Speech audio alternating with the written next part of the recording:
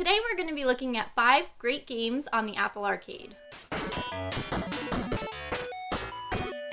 If you've gotten a new device in the past few months, you most likely have a free trial run of Apple Arcade available to you.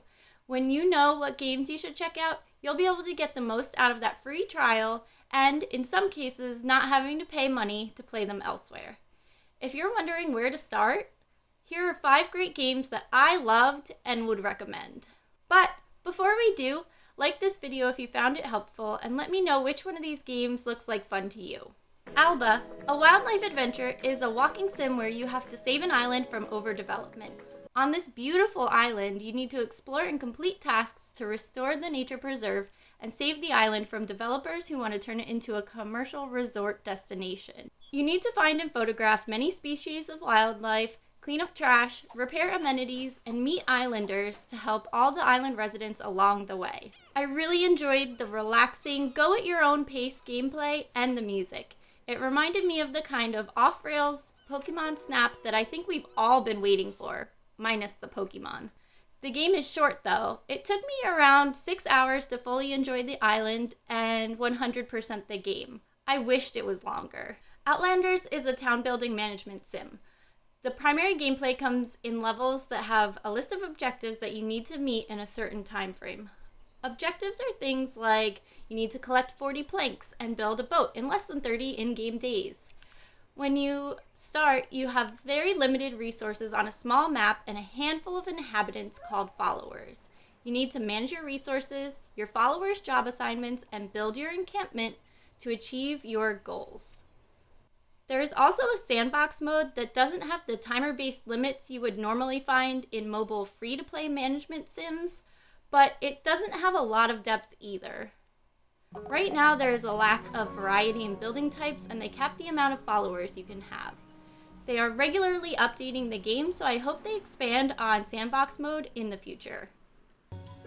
But the simple, visually pleasing graphics and calming music kept me coming back for more. This would be a good game for those who have enjoyed SimCity, Godus, or other similar games in this genre. The Last Campfire is an adventure puzzle game where you play as a character called an Ember who has found themselves in a strange new land.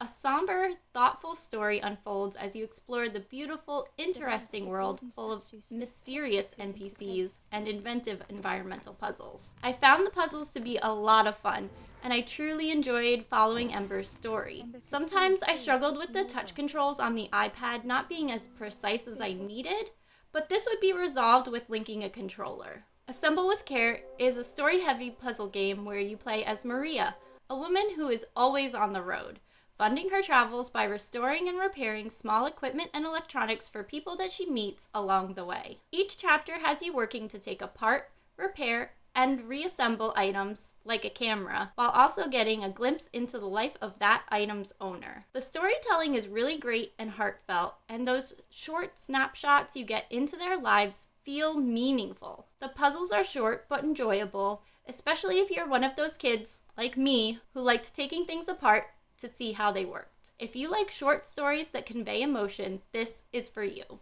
Down in Bermuda is an adventure puzzle game that has you uncovering the secrets of strange islands and your own past after a storm downs the airplane you were piloting through the Bermuda Triangle. The variety of puzzles in the game really hooked me, and the collectibles and objectives gave me a sense of accomplishment that kept me coming back for more. 100%ing this game was a joy. So, are there good games on Apple Arcade? I give it a resounding yes. And if you look at the price breakdown versus buying these games individually on other platforms they're available on, I think it's a good deal if you're an avid mobile or indie gamer. That's gonna do it for this video.